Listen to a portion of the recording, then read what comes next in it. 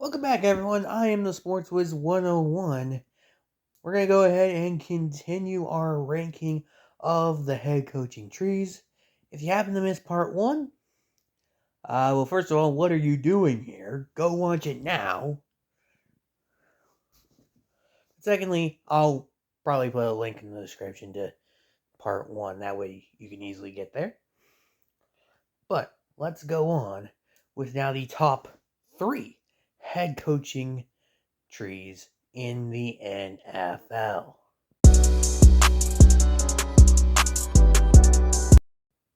Andy Reid. Oh boy. This was disappointing. Andy Reid, a guy that I would have subjectively told you had the best tree in the NFL, mathematically only has the third best. And we'll get to why that is in a moment. But I like to first acknowledge some of the good coaches Andy Reid has been with. And there have been a lot of good coaches. I mean, you look at just guys that were Andy Reid assistants. You had Sean McDermott. You had John Harbaugh. Brian Daboll's up there in there. And then you have the guys that were assistants of his assistants. Like one of his assistants was Brad Childress. He became the head coach of the Vikings in the mid to late 2000s. What I'm mentioning him for is that he had a couple of good assistants. One of them was Kevin Stefanski, the coach of the Cleveland Browns. That Browns team that made the playoffs this year despite having to play, 4 quarterbacks in the season and having to trust in Joe Flacco. Okay, yeah. That guy was on there. And then there was also some guy named Mike Tomlin. That's right, Mike Tomlin was an assistant of Brad Childress's and goes on the extended Andy Reid tree. Why is that? Well, in Childress's first season in Minnesota, his defensive coordinator was Mike Tomlin.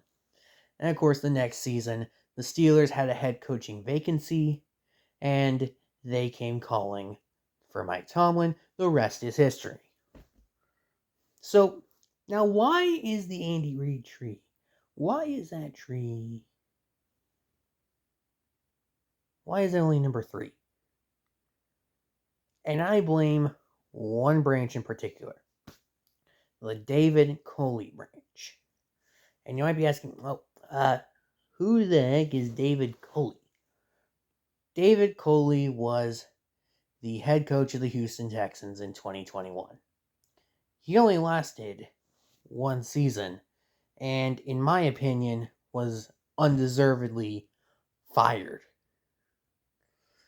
But yeah, he had a bad season. It was a 4-win season. He only lasted one season. Yeah, that's a bit of a stain on the reputation of the Reid tree. But hey, if it stops right there, it's alright. Except it didn't stop right there. Because the next guy that the Houston Texans hired to be their head coach was Lovie Smith. Now, Lovie, I remember him as a pretty good head coach for the Chicago Bears.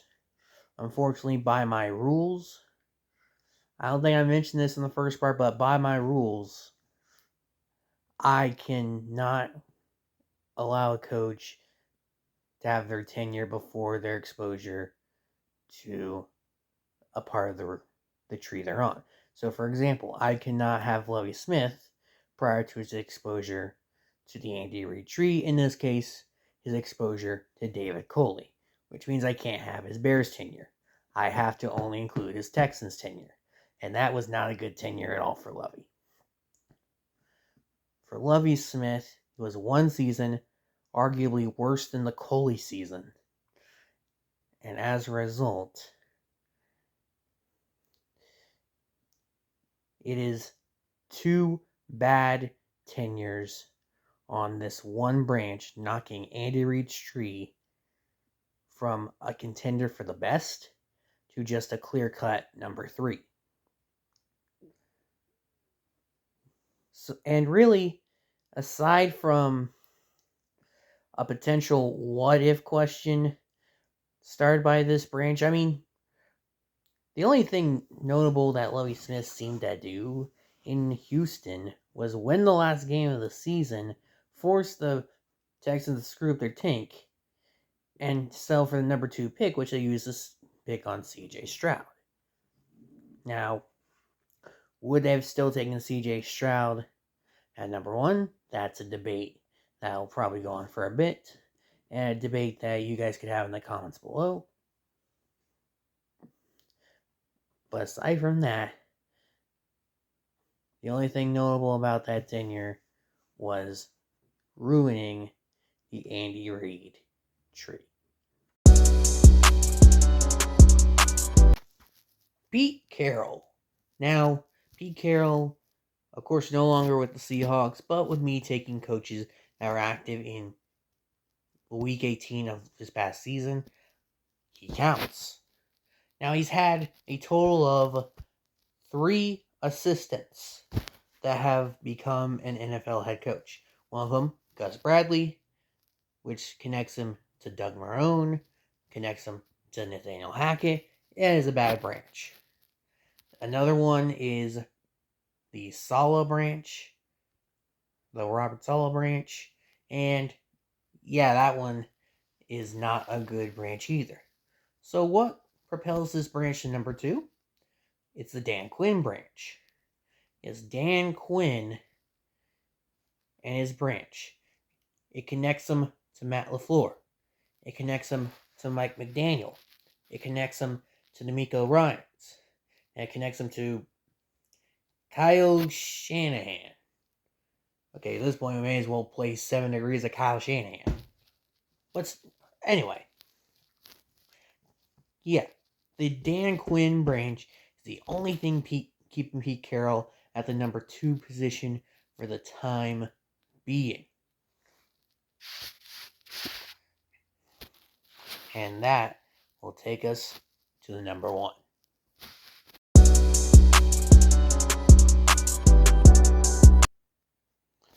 Sean McVay. Yes, Sean McVay, one of the youngest coaches in the NFL. He was the youngest for a while, and then this past offseason happened. So, what makes Sean McVay this high? Well, a lot of the guys that I've already mentioned are people that, when you think Sean McVay head coaching tree, they are on it. Guys like Matt LaFleur. Guys like Kevin O'Connell. Guys like Mike McDaniel. Zach Taylor. Sure, there's some bad apples in there, like Nathaniel Hackett and Brandon Staley.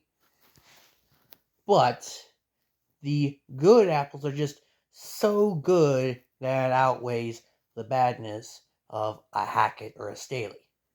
And so that's why McVay lands at number 1. So that's what the math says, but what do you guys think? Go ahead and leave any thoughts in the comments below. And if you like this, please like, comment, and subscribe. Now, I probably won't put anything out until next football season. But if you have any thoughts about what I should do until then, you can leave those in the comments below. And if you